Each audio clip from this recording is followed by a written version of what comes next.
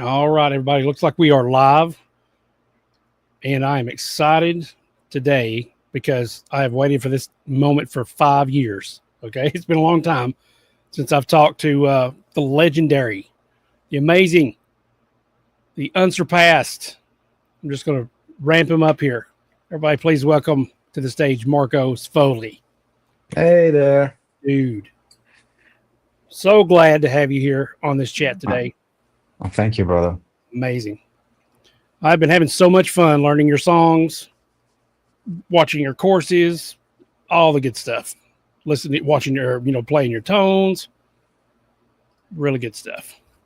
Cool. So let's get right on into this. Marco doesn't have a whole lot of time. It's late where he's at, so we don't want to make him stay up too long. How is your air conditioning? Is it better than the last time we talked? Oh yeah. At least I have no problems now, with AC. I have other problems with internet line. But yeah, I'm cool. Awesome. No pun intended. Yeah. So I'm going to get my questions and stuff up here. Mm-hmm. Oh, where am I at? Here I am. So the main thing that happened since I saw you last is, the whole pandemic and everything was just starting. And so everything was shut down. You couldn't tour. You couldn't really, do any clinics. So during that time, it seemed like everybody and their brother was working on new music and albums and things like that. And I know you were taking private lessons because I really enjoyed being able to take those private lessons, and I've still got those, and I watch them every now and then, just for personal use. Yeah. So what have you been up to the last 5 years? I mean, we've got a lot of stuff on here that we're going to cover, but how did you navigate, coming back from the pandemic? Mm-hmm. Well, as you said, I started giving private lessons again because I did stop actually before I joined PF. Well, time issues. I didn't have time, and I had to postpone lessons. All the time. So that was the right moment to actually go back and start teaching again. And hopefully, I had a few occasions to get some private lessons. And also, I started writing my what became my latest solo album, Welcome to Ooglyworld. So yeah, it's been a quite intense. I've actually spent a lot of time with the family and just doing the usual home stuff that I think anyone did. So yeah, it's been a couple of years because before something happened musically, I mean, for live gigs, it wasn't until late 2021 that we've been able to actually start gigging again. So yeah, basically teaching and writing, and that has been, and actually, I also spend a lot of time, watching a lot of YouTube content that I missed.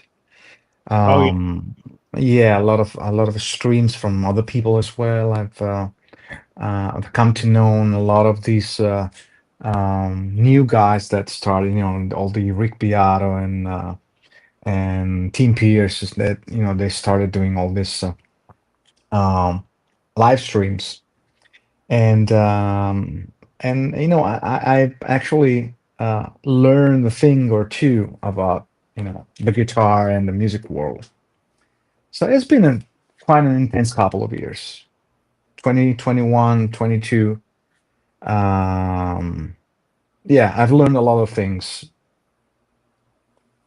Awesome. Well, you've definitely been active online, when everybody was holed up and everything. A lot more content came from you on Instagram.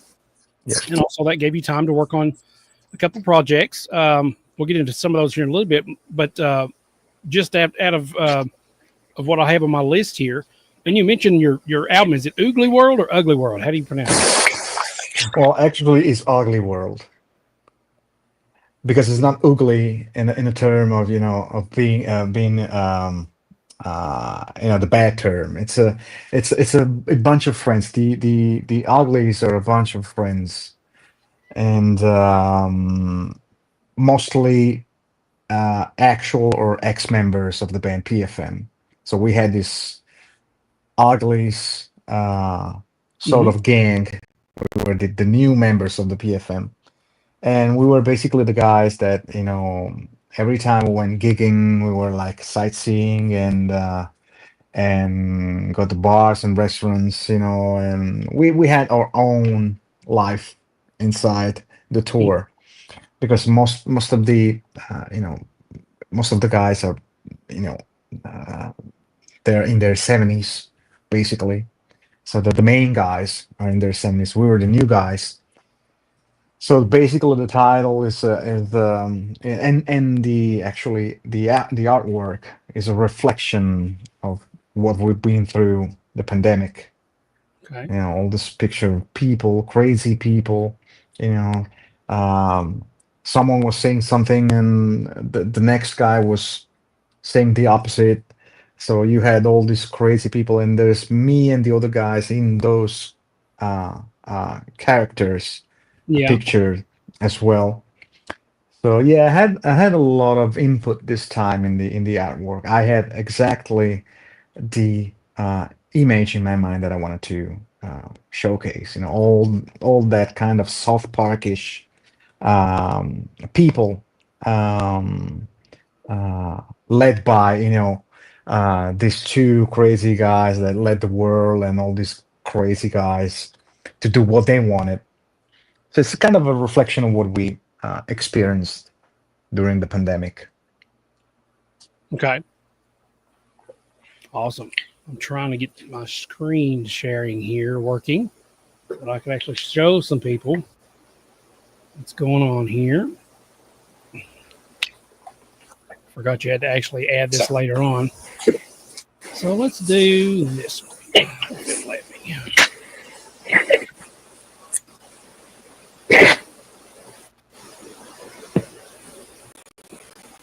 All right, there we go. This in here. Save that one. Okay, so we should be seeing this. Okay, so this is we're just going to kind of pull this up what we've been talking about. Welcome to Ooglyworld, and that is this one right here from JTC. Oh yeah, Amazing album. Love this album. Um, especially Ooglyworld itself. The song is just really hard hitting and just amazing stuff. So here's what you're talking about. All the crazy people over here. Right. yeah, exactly, There's Marco I, himself right here in the straight jacket. exactly. It's the four guys from PFM picture. I Oh, can't I can't really point in which one are the guys, but are within those guys. okay. Yeah, and I think one of them is your drummer on one of these, and Yep, that's the bald guy. The bald guy, the behind the one with the beard on the with a bird. yeah, on the left side with the beard on the left side. This is the guy with the beard. That's Alberto, the singer, the previous singer, former singer from PFM. And behind, there's a bald guy with a collar, Yeah. and that's the drummer. That's Roberto, the drummer. Yeah. Then there's Wow. me, and the keyboard player is actually, I think, in this picture is right behind me. It's another keyboard player, yeah, from PFM. Awesome. So I had this crazy idea to. I actually sent the guy, the artwork guy. I sent a picture from the band. I say you gotta put these guys and make them like cartoon kind of, and put them in the whole thing. And it was absolutely amazing. I can't remember the name of the guy who did the artwork. It says a JDC guy, but it Okay. was awesome.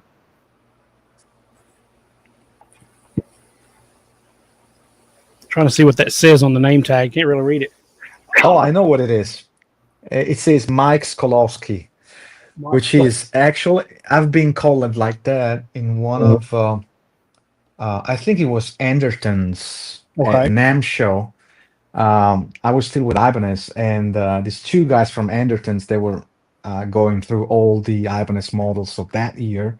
And when they came to my signature, they couldn't remember my name. So they say, like, Mike Skolofski. They say, I'm going to remember that and use it for something. That is great. Mike Skolofski. So it's on YouTube, though. That's funny. I think it's like a 2016 or 2017 NAM show from Anderton's UK, Ibanez showcase, something like that. Okay. Yeah, so I mean, there's some great songs on here. This is a little trailer here, so let's just watch a little bit of this, since I know that you can't really get any audio with your guitars and everything. We'll just play a little bit of this for everybody to kind of see. I'm sure. All right.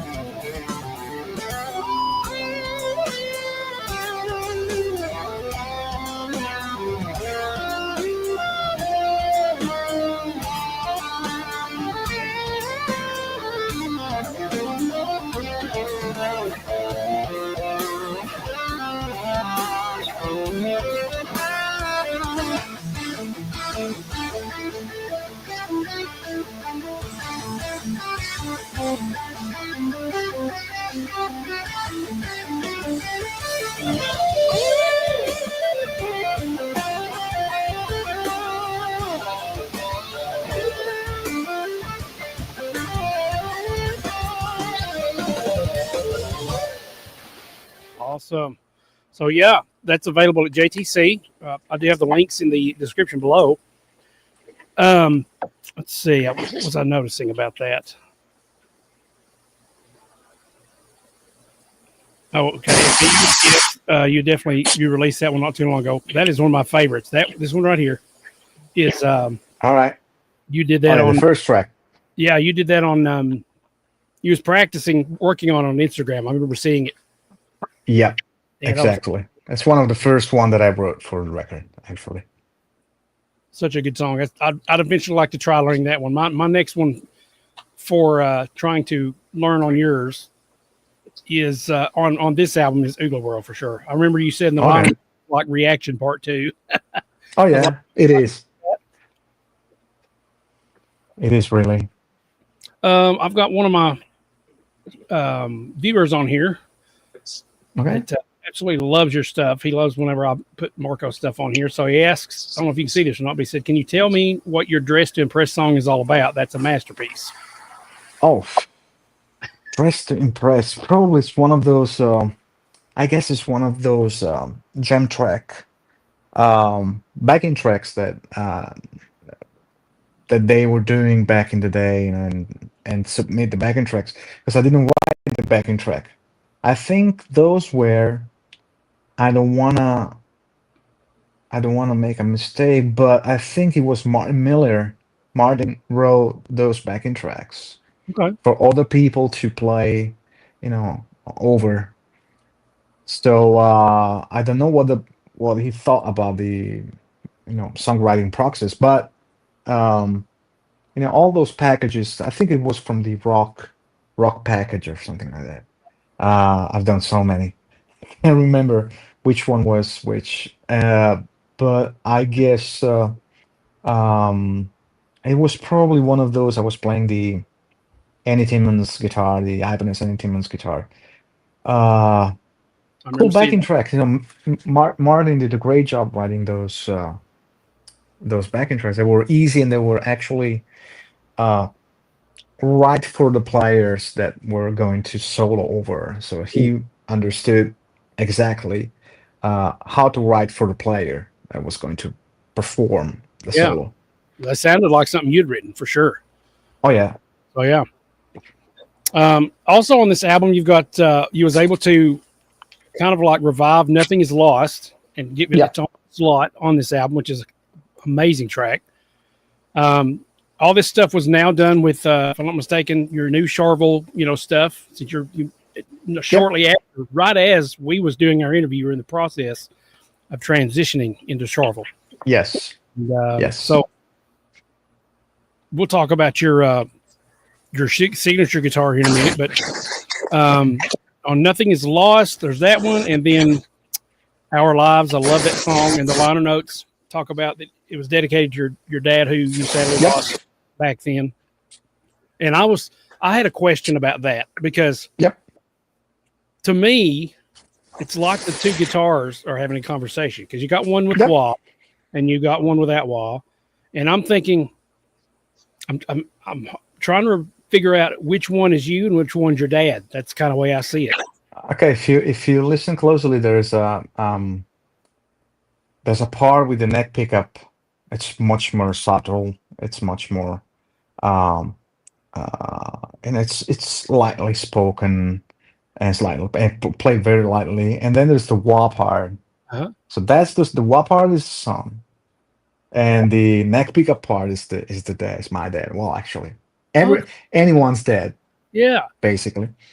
So the nervous guy is the wah guy, is the wah part is the nervous young guy. Yes, that's exactly. That always complains for anything, for everything.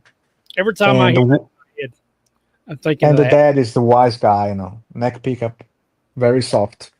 So that was my conversation. Then my undone conversation with my father, actually. And is that the same tele guitar that you used on Morning Haze? No, because actually all the guitars, all the songs were basically done with two guitars, which were my Custom USA, which is the guitar that my signature was based on, which differs from the production model because it was made in the US and has a flamed roasted neck compared to the production model, which has a roasted maple, no flame for to keep it at a reasonable cost. And but basically are the same specs. And I used the USA Custom and my signature guitar for the whole thing. So the tele was done to track the video for Morning Haze, and it has a very similar sound to the neck pickup of my custom guitar, which was the one used on the record. So basically, the whole thing was done. Actually, I used just a different sound coming from a Les Paul, and that was on. I think it was the main riff for Biggest Gifts. The main riff, the main pick and finger riff, and I did like one pass with my Charvel and one pass with the Les Paul, with less gain, just more organic sound, passive pickups and everything, vintage pickups, and just to give it more depth. So, but that's the only outside guitar that I used. Okay. Yeah. When I listen to that Our Lives, I think of the wah pedal is the the upstart son, and I'm hearing the conversation in my head. Here's the nice the wise guitar, the more wisdom elder guitar, giving you advice, and then here's your upstart wah pedal. But Dad, I want to do it this way. Trust me, I hear this whole thing. I'm like, man, that's genius. Love that song. Yeah. And this also is the first album where you've done your own. I think you wrote it. Again, the song again, vocal. That's what I'm trying to say. Vocal. So what inspired you to actually include a vocal song? Well, we had that song. I mean, Alberto and I, I'm talking about the same guy that's in the cover of the record, the former PFN guy, and we were planning to make actually a vocal record around the pandemic when it started.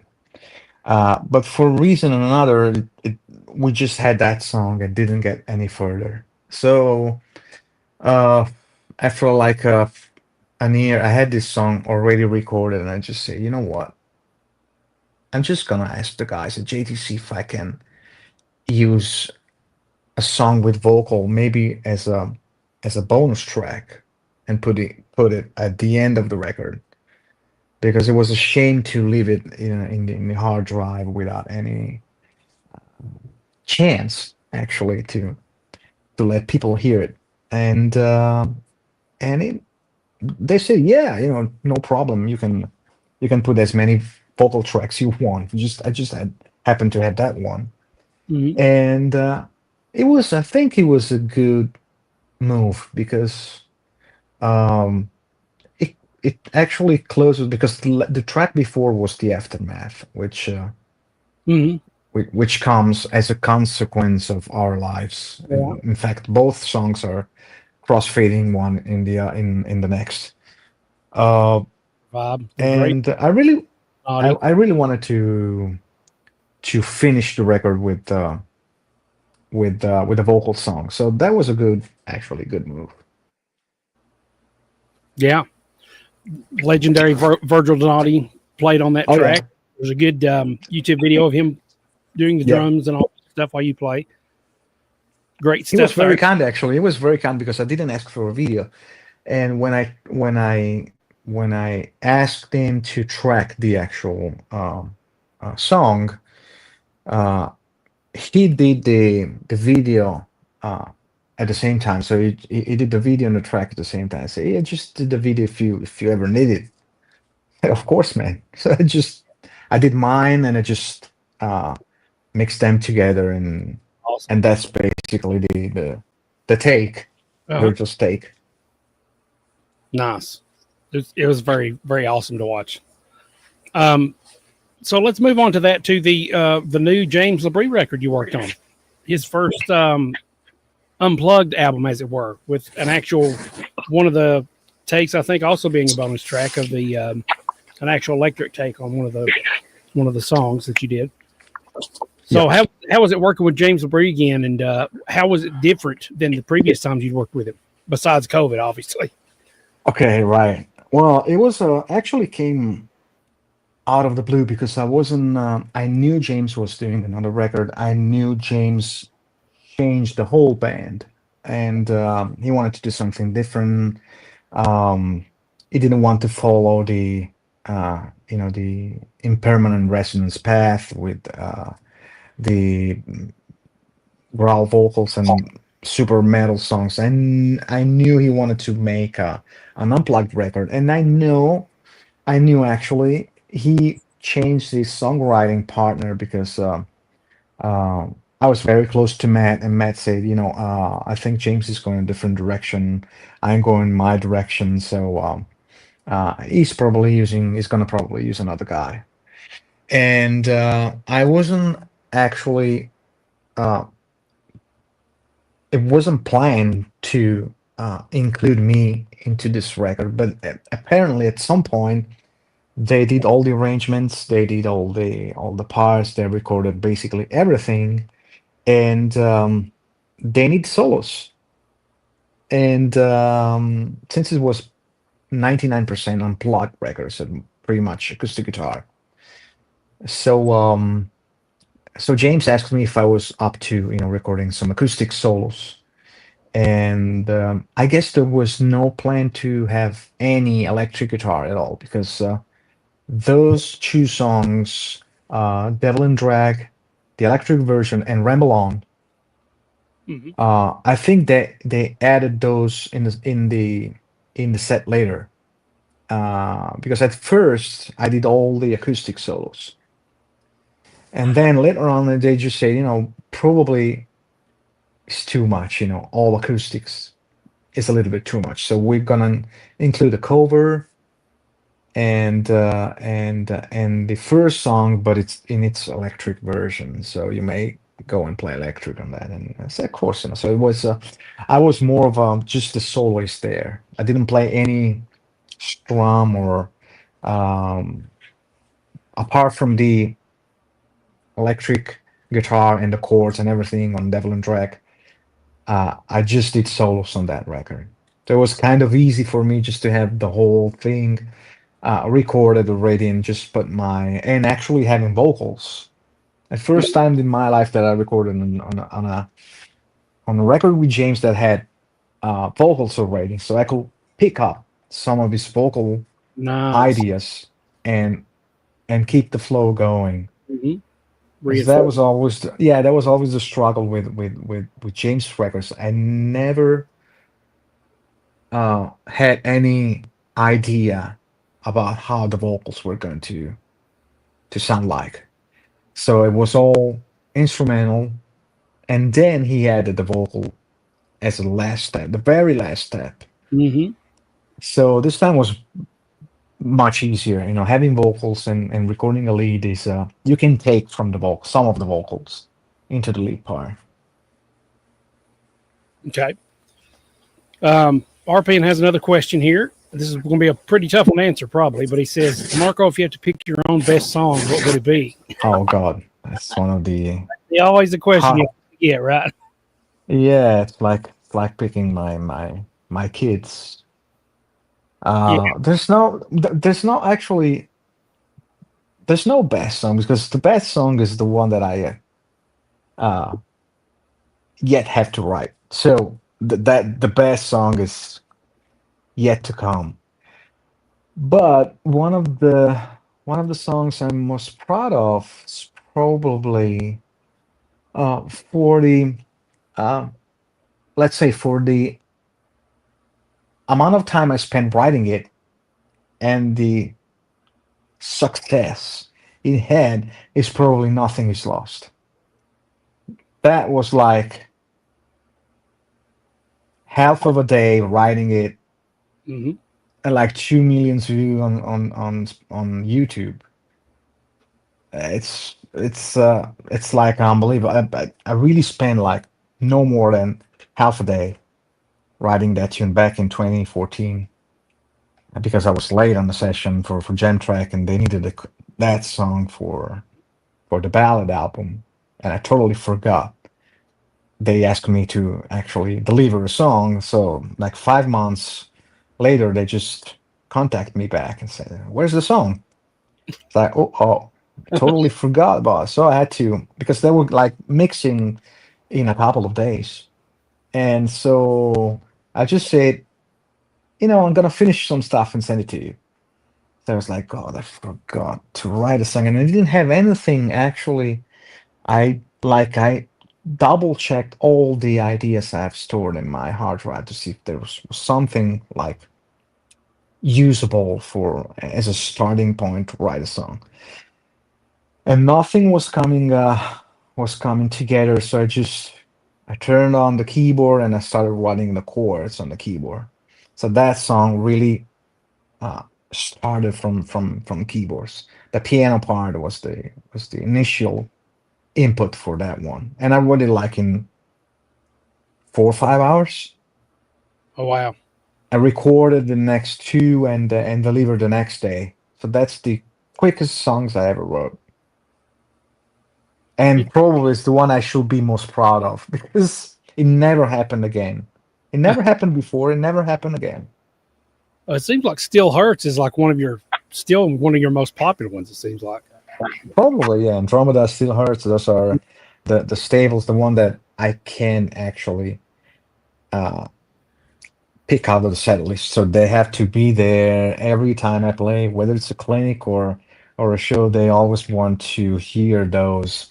But those are the last two songs of the set. Okay. Yeah, it's And interesting. Go ahead. I'm sorry. I was going to let you finish there. You were still talking. Oh, okay, so those two are from the very prog time, the prog period of my life, which was up until like early 2010s, 2012, where I started slowly drifting away from all the prog stuff that I was that I've been obsessed with from the 90s to the 2000s, and I started listening to totally different stuff. So yeah, those two are still from that time frame where I was listening to Dream Theater and all the prog bands and rock bands as well, Rush Mhm. and all these bombastic keyboards, uh, driven bands. So yeah. And Nothing is Lost also is it's very interesting because it's on the new album. It's almost nearly identical, but you can tell there's spots that you veer off into some different, some different licks. And it reminds me of when I was a kid. I used to love listening to. I was a big country fan back in the day, and I used to love listening to Garth Brooks.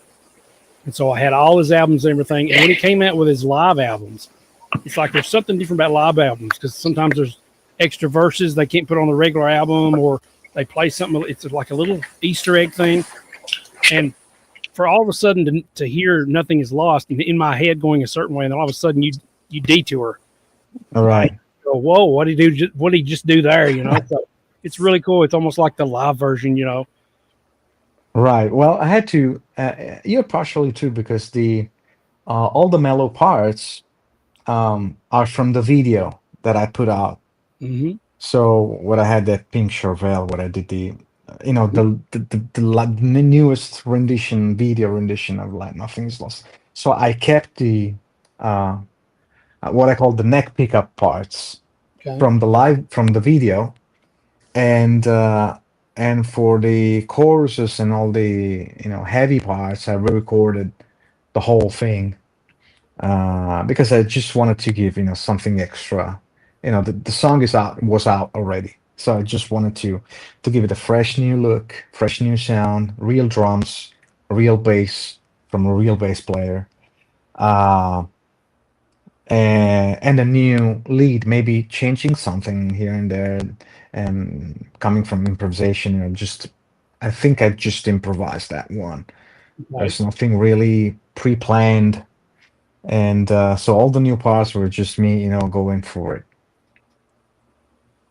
Okay. Nice. So you were just talking about, the neck pickup and everything. That brings me to my. I guess we can switch gears a little bit and talk about your involvement with Charvel and your Yep. new signature model and all that. Do you have a name for it? Have you named it? No, I don't name guitars actually. Oh, It's not really? something that I ever I mean, almost. done. Then you sell them. You're like, man, I shouldn't have named them. I'm accustomed to them now. All right. It was I think my wife named the Sfogli regional once. She just said, Sfogli regional. That's the Sfogli original.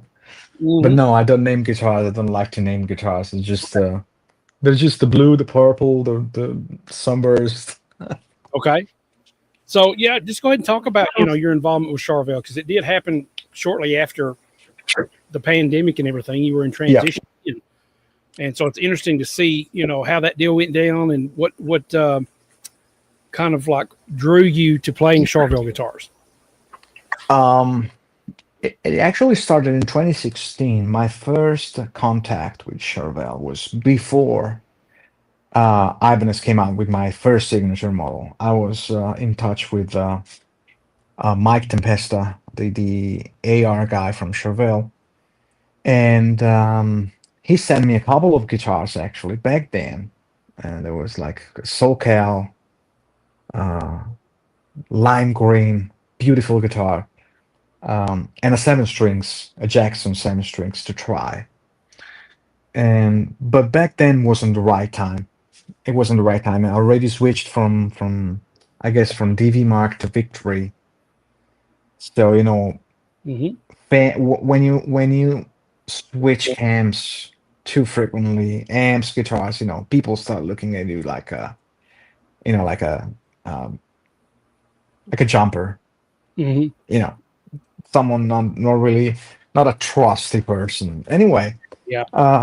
then it came the Ibanez signature model, and I kind of lost track from Charvel. Back in 2020, actually, when I was going to renew my contract with Ibanez, I just it was like one morning. I didn't sign it at first. So one morning, I just said, "Did I really want to keep this way? Keep going this way?" with that image, trying, to be the like the wrong version of John Petrucci with two humbuckings and a three-way switch and all the controls and layout like that. Do I really want to do that? And I said, just not anymore. And I already actually had a Strat, which was a black Strat that I was using that I used on. Um, I think I've used it before um, on. I think on Virgil's latest record, which was recorded before I left Ibanez. And I just wanted, that kind of Strat sound because I really liked that tone. I started to listen to different players that use, single humbucking, and specifically EMGs, which were the ones that even one of my Ibanez had, um, as far as single humbucking goes. So when I had one of those uh, HSS guitars, it had to have EMGs, which is why I switched camp on pickups as well. So I was still using the Marzials when it was like humbucking HH Hmm. because I really liked the way they switched in the middle and Yeah. they sounded in the middle. But when it was time to use, a single humbucking, EMGs was the way for me. Because I had the neck pickup had the clarity and the punch of like a slightly underdriven humbucking with the spark and all the upper frequencies of a single core without the buzz. So it was right, it was perfect for me. So I just say to the guys, at Ibanez, said, look, I think I want to play a Strat. I really think I want to play a Stratocaster, kind of in a Super Strat, whatever. But I had to have that headstock, the Strat headstock.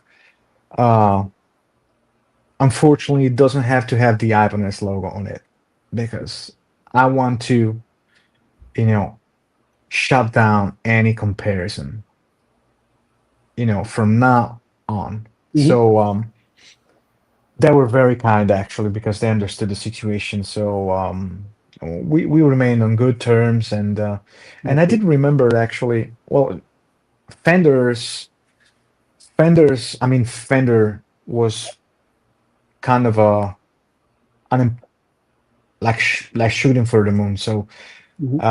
like an impossible call. So I just went to Charvel because I did remember uh, those guitars that they sent me in 2016, and they were great. So I spoke to Mike and say, "Are you still interested, in having me and let me try something new from?" So they were very kind. They sent me like a couple of guitars, the pink one and the sherry. Uh, it's called the. Uh, it's sort of sherry wine red Okay. that I used on the While My Charvel Gently Weeps uh, Oh. video. And they were actually, I was stunned by the way they came. You know, I literally took them out of the car box. They didn't have any case. It was just a car box, shipping car box, plastic wrap. I took them out of the car box. I just lowered the bridge for some, you know, low action, Mhm. and they were perfect. Perfect out of the car box. So no uh, extra work to do, like, lowering the frets or leveling the frets or anything. They were just perfect out of the car box. I said, I like that. I really like that. And the guitar sounded great. All I did was like swapping the pick guard for because I think both the pink one and the Sherry one came with the HH configuration. So I just swapped the pick guard from some HSS with EMGs, and those are the guitars that you can see online on my YouTube videos. The first YouTube videos that are done, and Nothing Is Lost, the While My Chauvel Gently Weeps, Yeah. and the solo for uh, the intervals songs that I've done. Uh, all those first sessions that I've done with the stock models, I didn't do anything actually. And then I changed the frets and I put stainless steel frets because I do that. My Hmm. tech does that to all my guitars, and but that's more of a personal thing anyway. So, and those guitars led to my signature, which was totally unexpected, to say the least. I was fine with those two guitars. I Hmm. didn't really look for any singer. I had mine with Ibanez, and I Hmm. thought that was it. Uh, but they actually asked me if I was interested in having a signature model. I didn't ask for, Oh. and I said, "Well, let's try," and they came up first with the US model, which is the one I was talking before, which has the flame and roasted neck, and the rosewood. The No, it's not rosewood. It's Paul Ferro fretboard, Hmm. and that was the sort of the first, very first signature, not on a production level, Hmm. that I got from Charvel, and that was awesome. And then they came out with the production model, which is unbelievable. That it is. There it is. There it Cord, is. quilted maple. Actually, Oh, go right ahead. If you got it, show us there some. it is. Oh, yeah. Let's go back to that. There it is. Go back to that. Let me get There you it a is. Yep. yes. Yep. Awesome, dude. That's it. Yeah, that must have felt great being able to do that with them. Oh yeah. It's really, really nice, really smooth. I love the roasted maple. It doesn't move. I Yes. can play anywhere, and then I can forget. I can forget my tools to set the truss rod. Doesn't matter because it doesn't move. Hmm. Yeah, I've got several roasted So, maple necks as well, and they're just oh not yeah, only gorgeous to look at. It seems like I don't know why, but maybe it's because they're so dry. Maybe it's just the satin finish, I guess. But it just seems like they're just oh yeah. there's no I have moisture. that. So it's very not. It's hard to say. It's got a satin feel to it, but it's Yeah, still I got a satin fill. Actually, I like to put some wax on the back every now and then to give it a more of a silky feel. nice. Never thought about that. And actually, Charvel calls it caramelized neck Uh huh. Yeah. because I think roasted is for. I don't know if Ibanez has roasted or Sir, but anyway, someone has the roasted trademark. Oh. So caramelized, which is basically the same thing. They just cook the neck in an oven with no oxygen Get all the at a moisture certain out of it. temperature. Yeah, they get all the moisture off. So super stable. Yeah. So what's the attraction to these EMG active pickups? Well, clarity. I like the clarity. I like the punch. Some people hate active pickups, and I was actually one of those guys that in at the very beginning was very fond of the passive pickups, and I couldn't actually picture myself with an active pickup. But then I tried a set on one of my Ibanez's, which was the Koa one, Okay. uh, and I had the um, it was a sort of mix between Red Beach and Steve Lukather because it had the um, SA, and 89.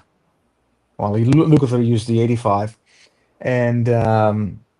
and I really like the pickup this configuration because as the SA and the neck has all the punch of a single coil without the buzz, Mm-hmm. has some pronounced low ends that makes it very very full on the bottom, and you can hear it on the Nothing Is Lost new track.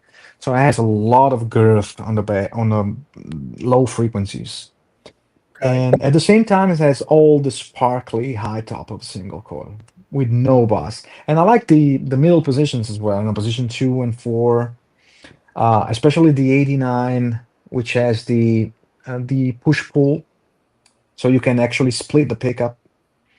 Well, split no, because the 89 has 3 coils inside. 2 are stacked, Oh, wow. and they make the humbucking sounds. And then there's a 3rd coil on the top. When you split it, you just use those coil on the top, and it's a single coil. Huh. So yeah, the 89 is a little deeper than 85. So I suggest all the people that want to try and install an 89 to check the depth of their cavity, the humbucking cavity, because the 89 is very deep. Okay. It's a little bit taller than the 85 because it has 3 coils inside. Yeah, that makes sense. That would reduce the if you split a coil, it reduces the power because you're knocking some of the power out. But I would say that probably keeps a lot of the output. But since it's preamplified, there's a preamp inside, so you don't lose that much power. Okay. And actually, people tend to think that they are overcompressed. I've never actually experienced or felt it was too much of a compressed pickup, even on low gain sounds. Maybe if I compare my 64 Strat, which has an old single coil, an old fat 64 single coil, when you roll the volume, of course you lose a lot of dynamics. You lose a lot of gain, so the active in comparison is much more balanced. So that's why people think it's more compressed and has less dynamic. But I always impress people, and I did a test at the clinic. Just close your eyes, and I'm gonna play a guitar, and then I'm gonna play another guitar, same guitar with the passive pickups. I was turned around, so which one is the active and which one is the passive? And I was rolling down the volume and playing with the volume rolled down, and every time, people were just confused. They thought the passive was the active. Because he has all the dynamics. If you roll the volume, it has all the dynamics. Some people just don't like the sound, but that's okay. It's cool. If you don't like the sound, I've never enjoyed the sound of actives myself. I guess it's because I don't know if they're just too overpowered or what. I don't know what it is, but I've never really given them a huge shot. But every time I played them, maybe it's the guitar they're in. Who knows? I mean, if I gave it an actually shot, who knows? I might just fall in love. Yeah. And I like the fact that you can hit a chord on the distorted sound, and you can hear all the notes. Yeah. So that was a winning for me. You can hear like a big bar A chord with like a C add 9 chord, and you can hear all the notes playing, even with a lot of gain. Well, let's do a little sample for people to listen to what it sounds like here. This is from your newest course. We'll talk about that probably here in just a little bit. Marco Sfogli, self-titled course, Masterclass on JTC. So let's go ahead and go to that. And then let's see, where's that? Here we go. That's what I'm looking for. All right, so let's listen to this. Killer songs, by the way, on this. That Phantom, I didn't forgot it. Phantom Motion. Love that riff, man. Such a cool riff. If you're tired of just running pentatonics up and down the neck and you're ready to truly find your voice on the guitar, this masterclass is for you.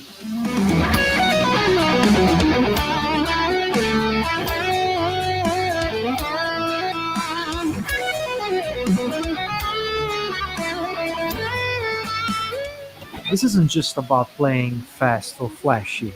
It's about control, intention, and discovering a sound that's truly yours.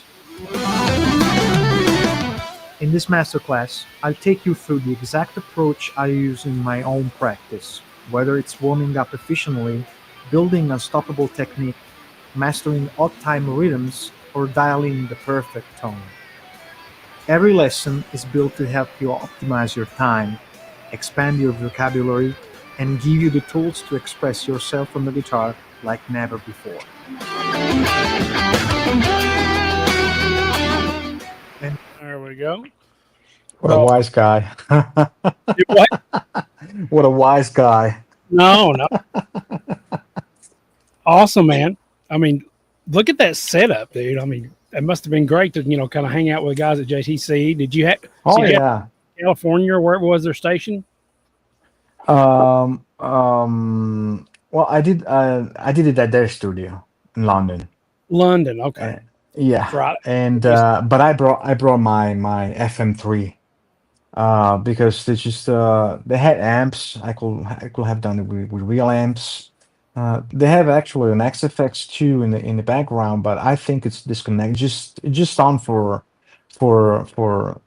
like making a like a scenario on the back, Uh-huh. but it's not connected to the interface. So it's I'd rather bring my own sounds, and I brought my own sounds on the FM3. It's just portable. It's small like this, so it fits in the bag.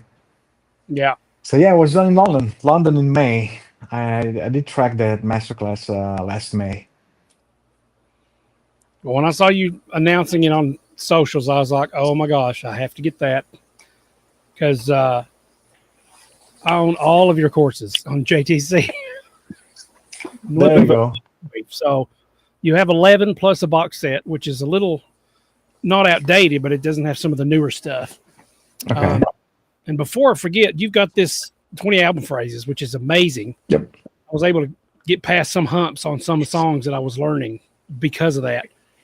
But I think you're about due for another 20 album phrases. I mean, with all the stuff you come out with intervals, you've got 2 albums since the last time. You got Homeland, Ooglyworld, Welcome to Ooglyworld, maybe even some phrases solos that you did on this new course. I think it's about time for another. Yeah, maybe a good idea.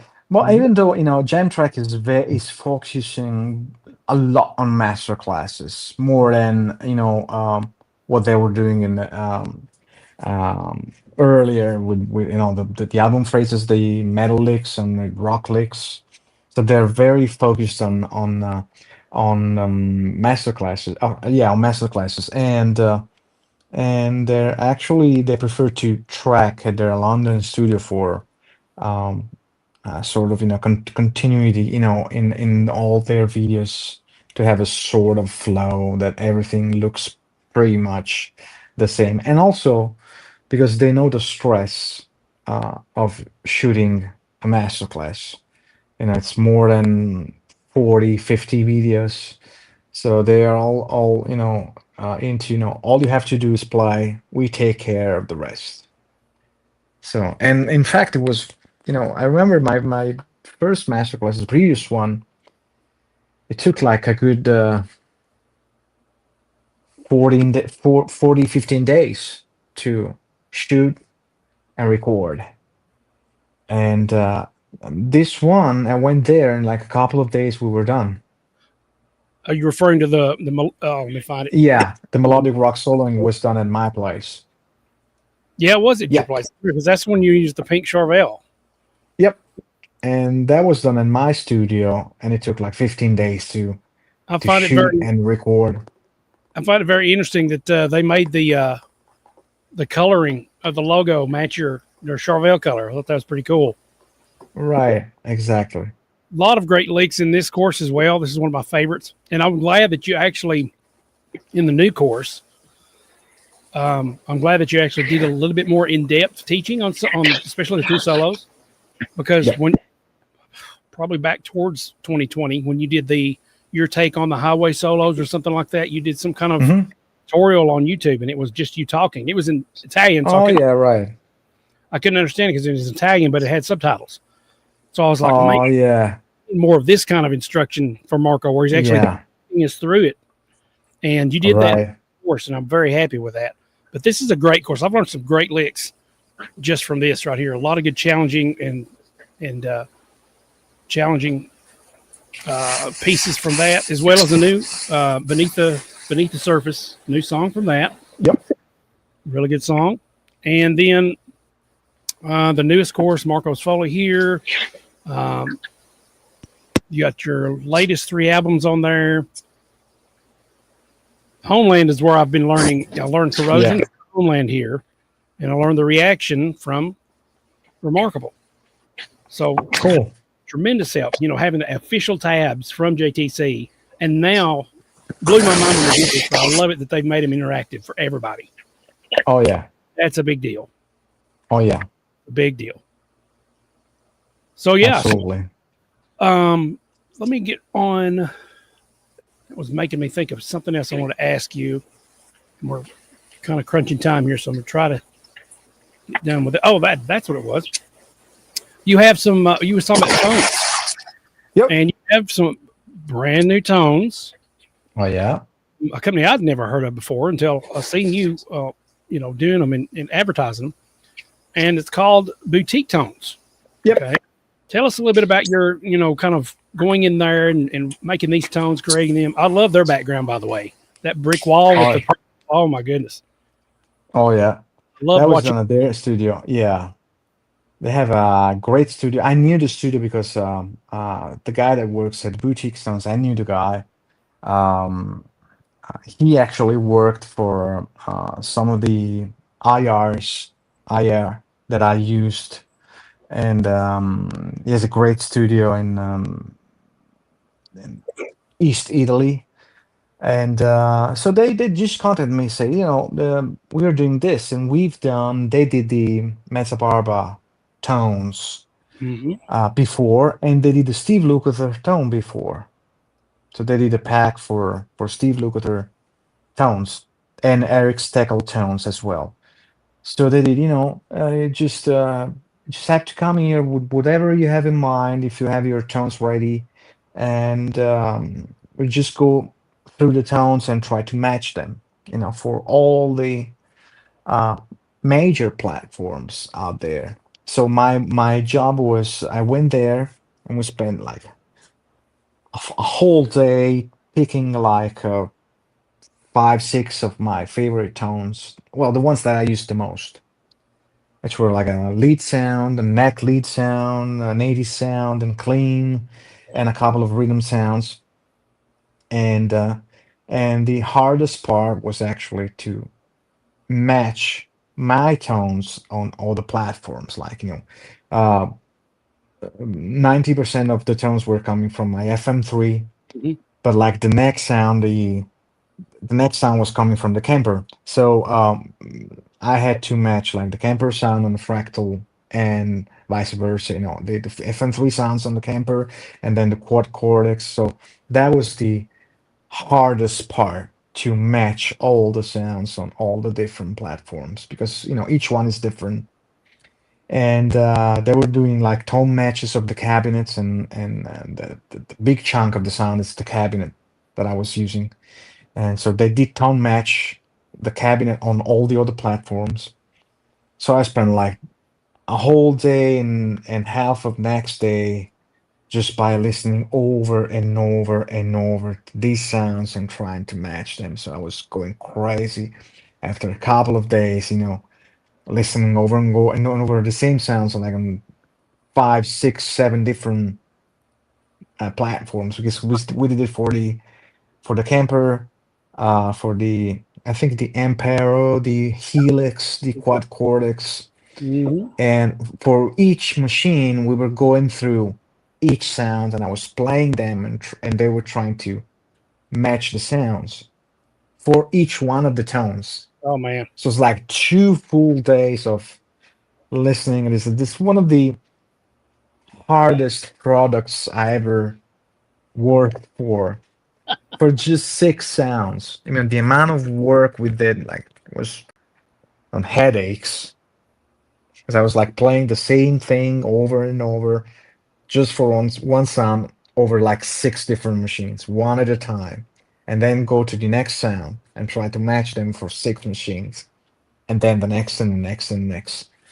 So I would spend like, I'm refining them. That was the hardest part. And I guess something like that, I thought immediately about, well, did you have a looper available? But even then, the hard part about a looper is you can't have the feel, because you have to be there to see the same, Because there was something about the attack of like one particular sound, that it was kind of unique. The depending on where I did pick. If I was picking close to the neck or close to the bridge, it changed it dramatically. So some of the porting, some of the porting was like 100% accurate. Some was impossible, like porting my neck pickup sound, which has a lot of reverb and the circular delay on some machine were just impossible. Like for example, I Oh, yeah. think the Tone X has no effects. So porting some of those sounds on the Tone X was kind of a headache because you were missing all the effects greatness. Yes. When I heard that chorus and that delay, yeah, it's different. I like this. yeah. Love that So delay. on some machines was very hard to match them closely, but we did our best. 90% of the tone is there. Oh, yes. Yeah, and you've got them for quad cortex, fractal, which is what you use. Yeah. I use, and even Kemper. Now before this, so probably, I guess, close to 2020 was when all this stuff started happening. Is you had something going on with Live Play Rock with a Kemper. Yep. That pack. I don't know if that's still available, but remember that was locked. I think so, because those were sounds that I made at home. Yeah. Profiles actually that I made at home. Some of them I had at stores. Some of them were brand new that I just made specifically for the pack, and I still use them every now and then. Some of those are very good. The rhythm sounds for the heavy, super heavy rhythm sounds are really nice. Yeah. Let's listen to some of those. They've got a video down here. Oh yeah. We'll see what some of these sound like here. Really good tones.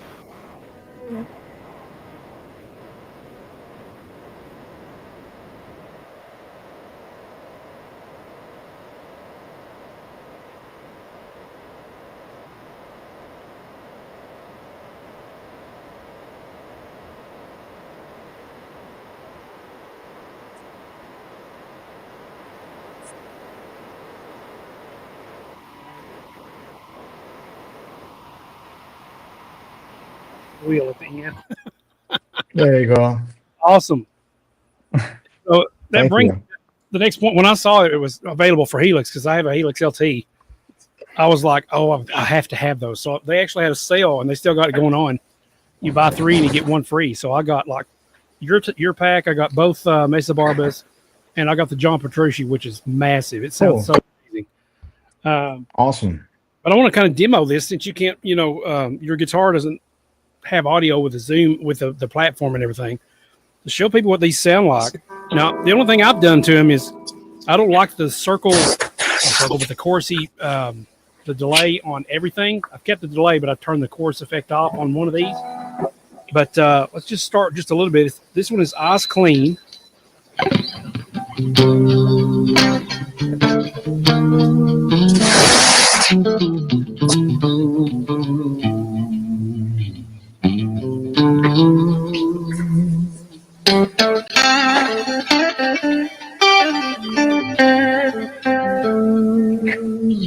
Okay, so that's Eyes Clean, and then we have Main Clean.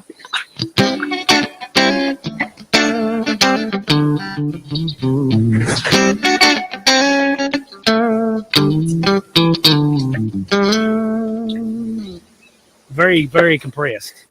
Really good. And I'm sure they even sound better with your active pickups. Okay. They were made with it, so sure. there's extra push on the active pickups. This one's called Lost. And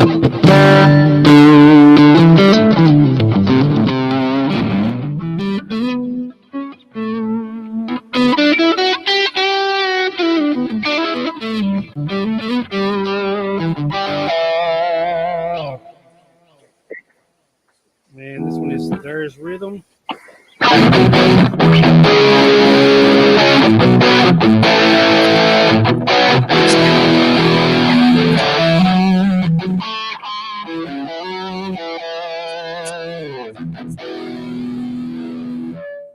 You've got a Remark Crunch, which is obviously after Remarkable. I'm running out of things. I bet it was hard to kind of come up with phrases too. I'm sitting here going, what am I?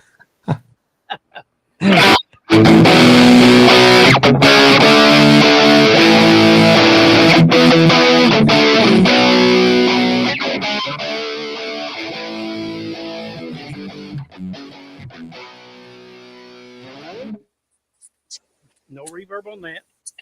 Typical crunch sound. Pitch crunch. Now, this is a really cool effect. Stereo sound.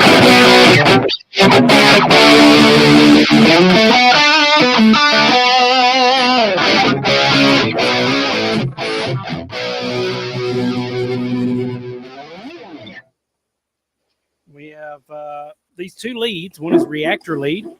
Yeah. That's obviously from the reaction. Or I'll just use it for corrosion, which I've been learning.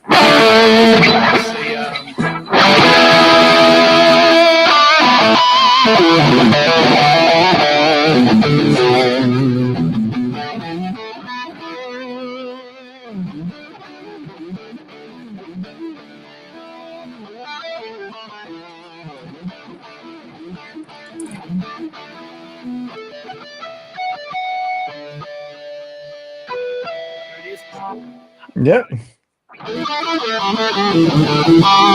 Really cool licks in there, especially the.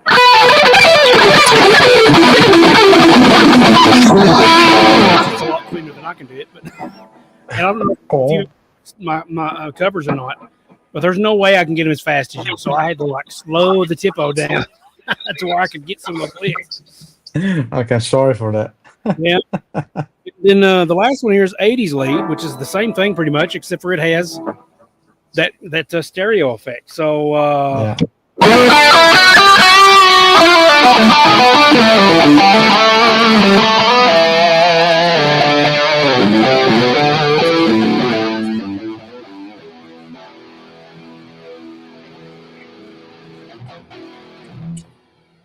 And at the end, there's that tail with that little chorus. Yeah.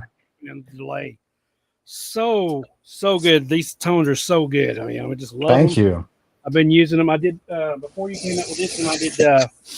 I did my own tone pack on Helix, based on our last interview actually, because you was telling me some tone things, and I was like, I wonder what it would sound like if I recreated that. So I did that, and then lo and behold, you come out with the signature pack, and I'm like, oh, I've got to get that. Got to get it.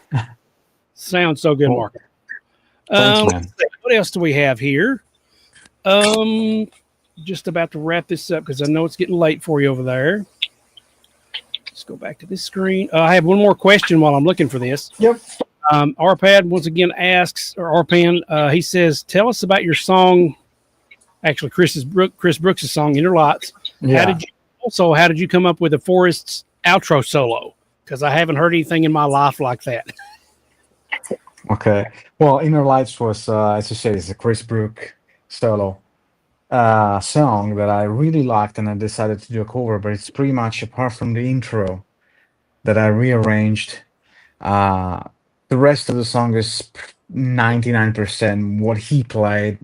Everything but the middle solo, guitar solo, Mhm. is exactly his arrangement. So props to Chris, and which was the second one. Forest, how did you come up with the outro of the Forest Oh, the outro. solo? Well, there's a video. There's a video that I was actually, I guess, playing ad lib the outro section of the Forest on YouTube. Okay. I think it's called Improv Late at Night, and yeah, I was still living first house that I moved in with my wife. So it's a long time ago. It's probably 2011, probably yes, 2010, 2011. Yeah, I had the chords, and I had this uh like mellow, super mellow part. Just had this keyboard pad, drums and bass, and I think I went through it like an hour and a half, just going through it, and I kept something, and I just deleted the rest, and I went from there and wrote the actual outro that way. So just by improvising, getting some ideas, and then adding stuff and cutting stuff out, and then there's a sax solo as well. So um, I think that's the one that's referring to that part, the very ending of the song. So yeah, it has the fade out. So very old school fade out song. um, yeah, just by improvising stuff and then adding something, here and there. Okay. What'd you say you thought the name of the video was called, where you was just improvising? I think it's called Late at Night or Improv at Night. It's on YouTube. I still Okay. had my very old purple Ibanez premium model. Oh yeah, that magenta Uh, looking. Yeah. yeah, exactly. So Oh, I think I've done that video, and at some point I just cut the video because I was going for like an hour over okay. that ending section just by improvising stuff over there. And I don't think I kept anything from that video. So because that was longer than the actual video that I recorded. So I probably kept something by the rest of the video that I should that night.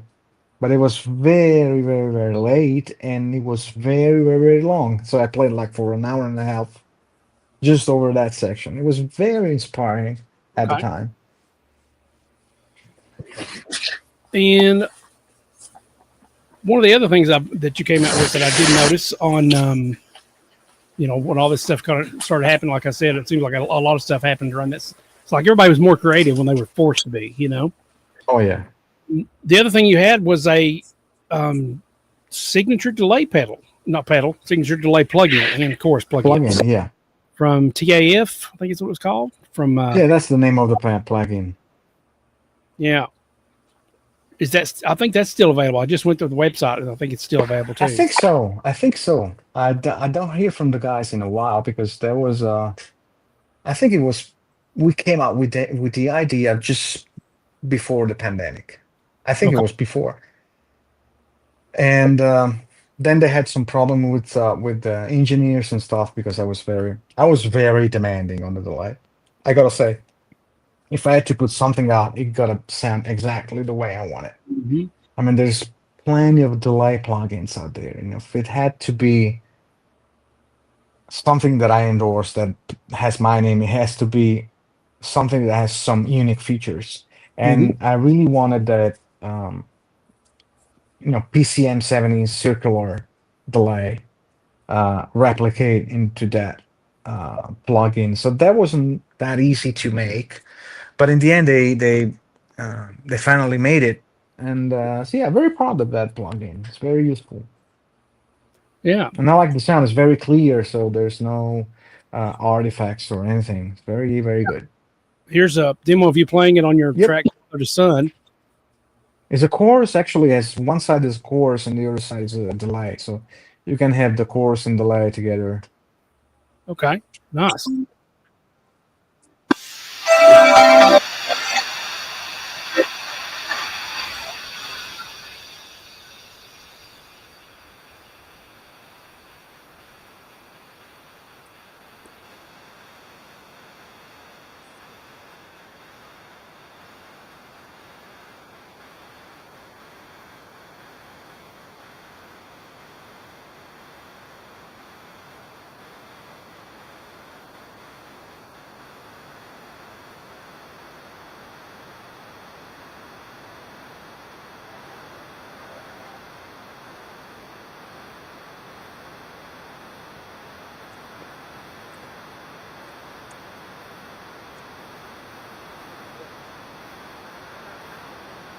Cool.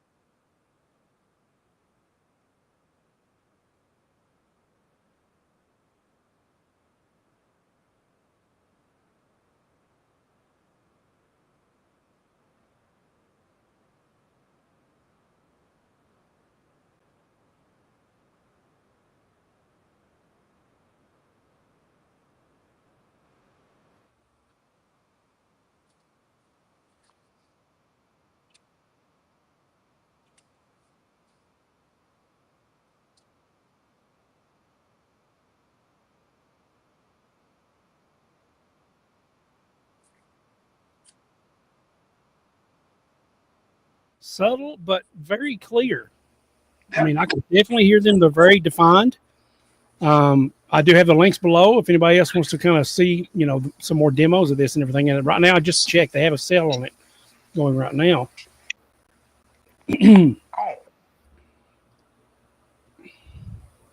Was you able to hear that? Yep. Okay, good. I'm thinking my system's like having some weird audio issues and it's harder for me to do this stuff. I think that pretty much wraps it up. The only thing I was going to ask was if you got anything new, because like back in 2020 when we did our first interview, you were just about to get out and do some more Icefish stuff, I think. Yeah. And you've actually Icefish just released the actual behind the scenes footage that you were Right. That's awesome that you released that. So what's going on like in Marco, anything coming up, you got clinics and stuff, but any new things coming out with Icefish or other groups or new music? Actually recording the new Icefish. I think Alex is just while we're talking, he's just finishing like another couple of songs. He's just putting his final touch, and it's great, and Nice. putting all the sounds and things and writing as well. So it's just I think he sent me some ideas before we actually started the interview Nice. to check out on a couple of songs. So we're definitely up on a new record. And then I have some clinics to do, and I rejoined PFM because the guitar player that subbed for me actually got hurt, so they had to call me back, and so I rejoined the band last April. So that's a very very demanding touring band. So You talk about people. PFM, yeah. Yeah, So I left the band last September last year, and the new guy actually got hurt in his hand, so it's got like something to check in his hand anyway. So he couldn't play anymore for a couple of months, 3 months. So he asked me if I could, sub back for him. So so I went in, and then he just said, you know what, probably it's better that you stay there because it's more of your band anyway. So it just he bailed out basically. So yeah, he just bailed out, and I'm back in the band, and as I said, it's a very very demanding touring band. So we just finished like a month full of gigs in August. We had like just a couple of days off, and the rest was all playing. So yeah, new Icefish, more PFM gigs, more clinics. Um, what else? Well, nothing really new on the guitar world as far as new models or new versions and anything. So pretty happy with that. So I'm not gonna have any new instances of that guitar. So I'm really happy with it. And that's pretty much it. Okay. Any obviously you don't have to divulge all the stuff, but any new playthrough videos coming out on YouTube anytime soon? Well, there was actually it was in the plans to actually finish all the Ooglyworld tracks Okay. and do playthrough of all the songs. So I think there was 2020 and I think Our Lives Missing, Yeah. just those two. But God, I didn't play 2020 since I recorded it, and that's the longest songs I ever wrote. It's a It's a lot. lot of section. It's like 8 minutes, probably 8 minute long, and Our Lives have. I'm just biased because I did write the song with intention of never playing it live. So I was like, I just want to keep it on the record, and that's it. I'm gonna play it live ever.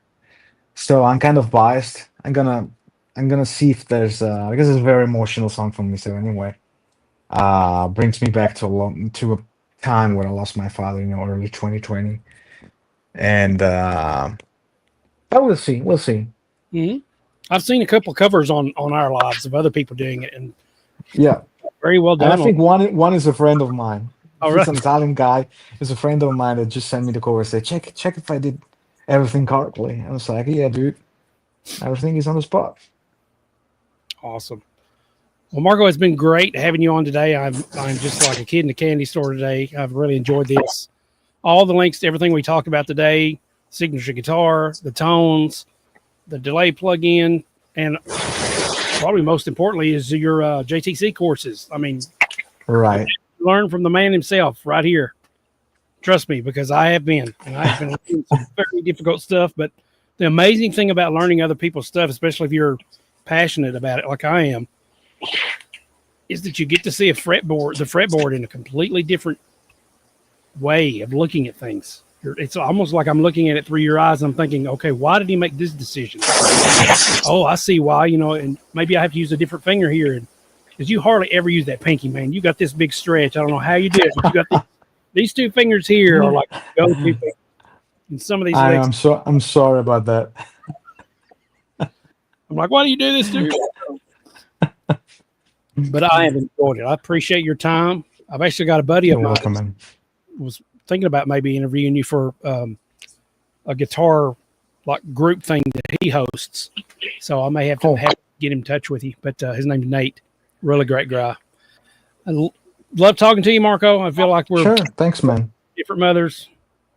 Hit me up anytime. I'll do anything I can for you. All right, buddy? Thanks, buddy. Thanks, Eric. All right. I appreciate it. You have a great rest of your evening. And we're looking forward to Thank stuff. you. Thanks. Bye. Bye-bye.